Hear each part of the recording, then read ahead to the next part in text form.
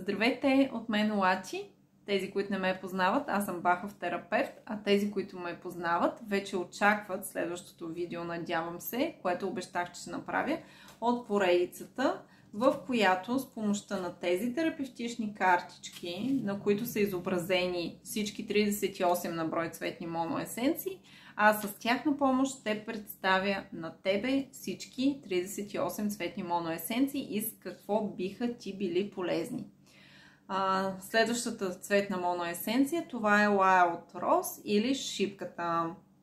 Тя се извлича от цветовете на шипката.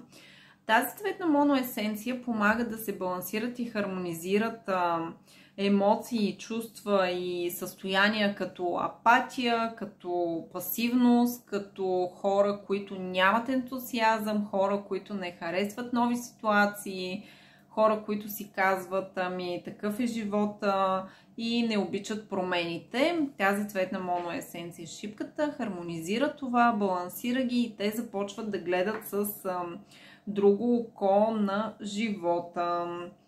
С тази цветна моноесенция те придобиват енергия и живец. Тази есенция ги съживява, така да кажа, и те започват да обръщат внимание на новостите, на приключенията и стават съвсем нови хора. Така че ако ти се препознава в тази цветна моноесенция, тя е за теб.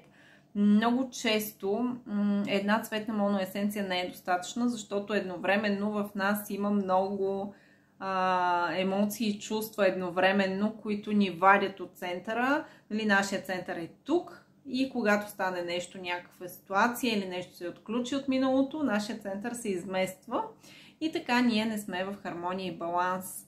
И тогава е нужно да направя комбинация от няколко цветни моноесенции. Да речем, ето тук хванах съвсем произволно тези 5 цветни моноесенции.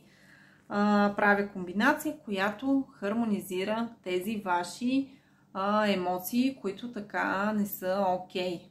Ако имаш нужда от хармонизиране на емоции и чувства, може да ме потърсиш. На разположение съм и съм тук за теб, за да бъдеш в емоционално и физическо здраве. До скоро!